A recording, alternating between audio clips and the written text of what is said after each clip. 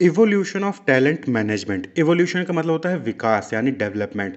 तो कहने का मतलब यहाँ पर क्या हो गया कि टैलेंट मैनेजमेंट में टाइम के साथ क्या क्या चेंजेज हुए, कैसे चेंजेज हुए। तो means how talent management practices have changed over time. Clear. तो इवोल्यूशन ऑफ टैलेंट मैनेजमेंट का मतलब क्या हो गया कि टैलेंट मैनेजमेंट प्रैक्टिसेस में ओवर द टाइम क्या क्या चेंजेज हुए। तो अगर हम देखें तो ओवर द टाइम जो एम्प्लॉय को मैनेज करने के टेक्निक्स हैं, स्ट्रेटजीज हैं, वो मॉडिफाई हुई हैं, वो चेंज हुई हैं। और जो अदर फैक्टर, एक्सटर्नल फैक्टर्स हैं लाइक टेक्नोलॉजी, ग्लोबलाइजेशन, वर्कफोर्स, इन्होंने भी जो है अफेक्ट किया है, इन्होंने भी टैलेंट मैनेजमेंट प्रैक्टिसेस को चेंज किया है। अब जैसे कि पहले क्या होता था कि पहले जब भी जो है ऑर्गेनाइजेशन को एम्प्लॉय की रिक्वायरमेंट होती थी तो वो क्या करते थे, वो न्यूज़पेपर में जो है एडवर्टाइजमेंट देते थे और न्यूज़पेपर को पढ़कर जो है जो भी जो एलिजिबल कैंडिडेट थे वो अप्लाई करते थे ऑर्गेनाइजेशन में। क्लियर। लेकिन आज के टाइम पे क्या हो गया है कि अब जो है वेबसाइट पर नोटिफिकेशन आ जाता है और न्यूज़पेपर के साथ साथ वेबसाइट पर नोटिफिकेशन आता है और साथ ही साथ अदर जो है प्राइवेट वेबसाइट्स हैं, naukri.com, shine.com, जहां पर जो है आप अपना रिज्यूमे ऑलरेडी सबमिट करके वहां पर जो है एलिजिबल जॉब के लिए आप अप्लाई कर सकते हो। क्लियर। तो वेबसाइट पे जाके जो है आप ऑनलाइन फॉर्म को फिल अप कर सकते हो। पहले आपको ऑफलाइन हार्ड कॉपी में जो है फॉर्म को फिल करके अपने सभी डॉक्यूमेंट्स को अटैच करके ऑर्गेनाइजेशन में भेजना होता था। लेकिन अब क्या है, अब जो है आप ऑनलाइन फॉर्म फिल करके सॉफ्ट कॉपी अपलोड करके अपना फॉर्म फिल वहां पर कर सकते हो। ऑनलाइन पेमेंट आप कर सकते हो। पहले रिटन एग्जामिनेशन के लिए आपके पास एडमिट कार्ड आती थी हार्ड कॉपी में, कई बार जो है नहीं मिल पाती थी। स्पीड पोस्ट जो है बाई पोस्ट आता था, लेट हो जाता था और एग्जाम छूट गया। लेकिन आज के टाइम पे ऑनलाइन एडमिट कार्ड आपको जो है मिल जा रहा है। क्लियर। पहले क्या था, वॉर फॉर टैलेंट था, यानी कि वहां पर क्या होता था कि जो बेस्ट एम्प्लॉय है उसको अपने पास लेकर आना है, चाहे चाहे उसको एक्स्ट्रा पैसा दीजिए, चाहे एक्स्ट्रा सर्विसेज दीजिए। अगर कोई अच्छा एम्प्लॉय तो उसको ऑर्गेनाइजेशन अपने पास लाना चाहती थी बाई हुक और बाई क्रुक। लेकिन आज के टाइम पे क्या है कि अब जो है एम्प्लॉय को मैनेज करने में फोकस किया जा रहा है। जो भी वर्कफोर्स है उसको जो है स्किलफुल और टैलेंटफुल जो है बनाने की कोशिश की जा रही है, उसको डेवलप करने का कोशिश वहां पर किया जा रहा है। क्लियर। तो अब जो है वॉर फॉर टैलेंट नहीं है कि उस कंपनी में बहुत अच्छा एम्प्लॉय है तो उसको अपने यहाँ पर ज्यादा पैसा देके आ जाओ। ये जो है अब जो है कहीं ना कहीं खत्म हो गया है। अब जो है फोकस किस पे किया जाता है कि जो एम्प्लॉय है उनको जो है उनकी स्किल को, उनकी जो है जो नॉलेज है उसको डेवलप किया जाए, उसको इम्प्रूव किया जाए। क्लियर। तो इस तरीके से टैलेंट मैनेजमेंट के जो प्रोसेस हैं, जो स्ट्रेटजीज हैं, उसमें इवोल्यूशन हुआ है, उसमें चेंजेस आए हैं। पहले अलग तरीके से जो है मैनेज किया जाता था, अलग तरीके से एम्प्लॉय को अट्रैक्ट किया जाता था, उनको डेवलप किया जाता था, उनको रिटेन करके रखा जाता था।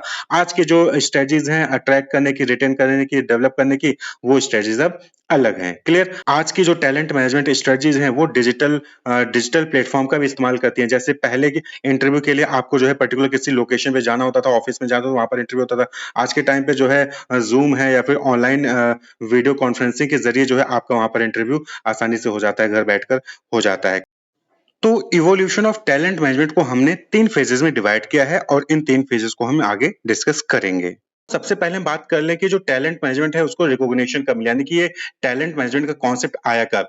तो ये पॉपुलराइज़ किया गया था मैकेंजी द्वारा। मैकेंजी एंड कंपनी है जिन्होंने 1997 और 2001 में जो है अपनी एक स्टडी की थी, रिपोर्ट पब्लिश की थी। उस रिपोर्ट में ही जो है टैलेंट मैनेजमेंट वर्ड को जो है उन्होंने पॉपुलराइज़ किया। वॉर फॉर टैलेंट बुक इन्होंने जो है वहाँ पर लॉन्च की थी। उस बुक में टैलेंट मैनेजमेंट का कॉन्सेप्ट जो है उन्होंने इंट्रोड्यूस किया और जो है इसको रिकॉग्निशन भी मिली।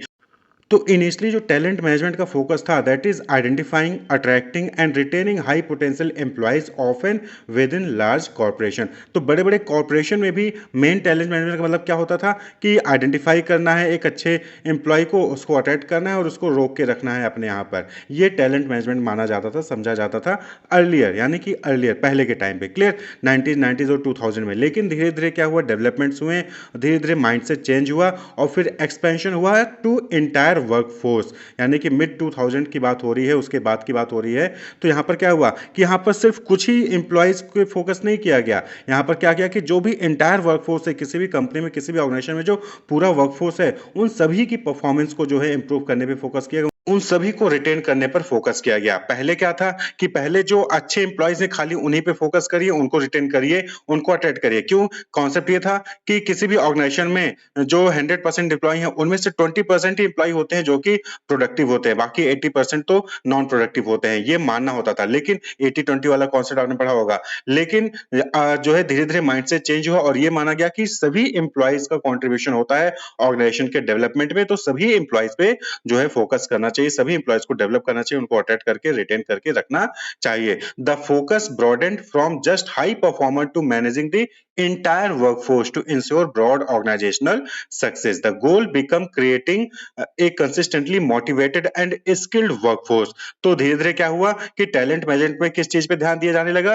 कि हम जो है कंटिन्यूअसली जो है मोटिवेटेड और स्किल्ड वर्कफोर्स को डेवलप करें, क्रिएट करें। Clear? The primary importance is given to the organisational structure in order to figure out the kind and quantity of talent to be hired. उस वक्त भी किस चीज पे फोकस किया जाता था? ऑर्गेनाइजेशनल स्ट्रक्चर पे। तो ऑर्गेनाइजेशनल स्ट्रक्चर कैसा है, उसके अकॉर्डिंगली जो है कौन से काइंड के कौन से कितनी क्वांटिटी में एम्प्लॉय की रिक्वायरमेंट है, उस पे फोकस किया जाता था मिड 2000 में। Clear? In this case the main focus is paid to the strategy for filling the essential positions. और इसमें भी क्या होता था कि मेन फोकस किस पे किया जाता था कि जो इसेंशियल पोजीशन है उस पे जो है किस तरीके से सही एम्प्लॉय को जो है रिक्रूट किया जाए, अटेंड किया जाए, उनको रिटेन करके रखा जाए, इस पर फोकस किया जाता था।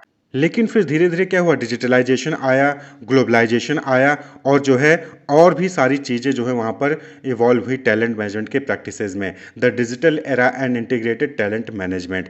तो यहाँ पर क्या हुआ कि ग्लोबलाइजेशन होने की वजह से अब क्या हुआ कि जो ऑर्गेनाइजेशंस हैं वो ग्लोबल हुई, यानी कि वो अदर कंट्रीज़ में भी अपना बिजनेस परफॉर्म स्टार्ट करना शुरू कर दी। तो ऐसे में अब उनको जो है ग्लोबल टैलेंट पूल जो है वहाँ पर क्रिएट करना था, यानी कि अब जो है वो सिर्फ अपनी ही कंट्री से एम्प्लॉयज़ को हायर नहीं कर रही हैं, अब अलग अलग कंट्रीज से एम्प्लॉयज़ को हायर कर रही हैं और टैलेंटेड एम्प्लॉय को जो है हायर करके अपने यहाँ पर अटेंड करके रिटेन करके रखती हैं। जैसे कि आप देखेंगे गूगल हो गया या फिर जो अदर कंपनीज हैं जो कि मल्टीनेशनल कंपनी है, ग्लोबल कंपनीज हैं, वो इंडिया के बहुत सारे टैलेंटेड एम्प्लॉयज़ को अपने यहाँ पर अटेंड करके रिटेन करके और हायर पोजीशन पे रखती हैं। क्लियर? तो फोकस किस पे गया? डेटा ड्राइवन डिसीजन मेकिंग पे, पर्सनलाइज एक्सपीरियंस में, इंटीग्रेटेड प्लेटफॉर्म क्रिएट करने पे फोकस हुआ जो है नए टैलेंट मैनेजमेंट में, जो अभी प्रेजेंटली टैलेंट मैनेजमेंट का कॉन्सेप्ट चल रहा है, प्रैक्टिसेस चल रहे हैं। From a war for talent mindset to a more holistic approach of developing and managing internal talent pool, यानी कि सबसे अच्छा वाला एम्प्लॉय मेरे यहाँ हो, इस वॉर से जो है निकल कर अब क्या फोकस किया जा रहा है कि जो इंटरनल टैलेंट हैं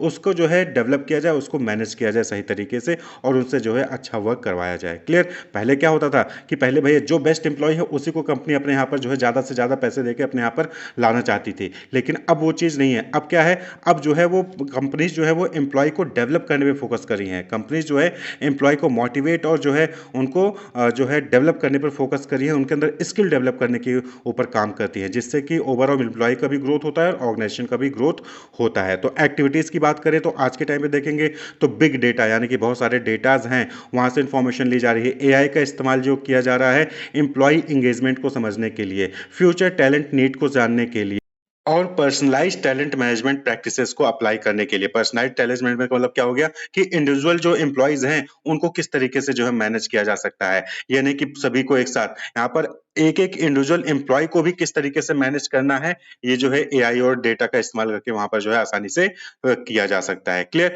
तो that is evolution of talent management, यानी कि किस तरीके से वॉर फॉर टैलेंट से डिजिटलाइजेशन और ग्लोबलाइजेशन का इस्तेमाल हुआ होने लगा है टैलेंट मैनेजमेंट में, यानी कि एम्प्लॉय को मैनेज करने में। तो that is evolution of management. Wish you all the best, keep watching.